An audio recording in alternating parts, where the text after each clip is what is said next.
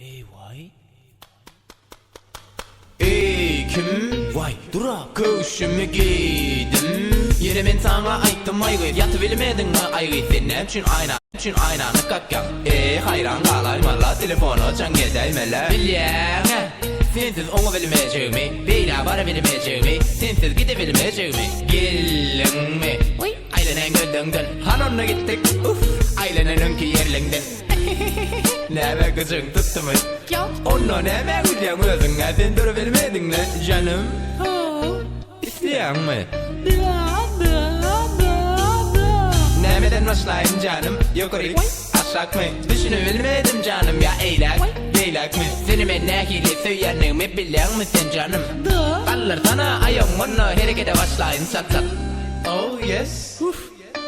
Canım sağ ol, ölür yanla wow. Ellemesine kopardın ha vay sen etken. Gelsene verik ne etken ay anırımdan sen etken canım.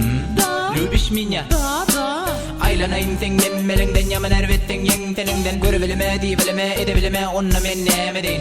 Eminim durunumdan eğilip durunum oy. Bilal Vay canım gelaya bir edek bir aya gönlüme düğmeye. Hayır işte Aynen ayırt hoğer. Bu şeyde yüreğim bolar.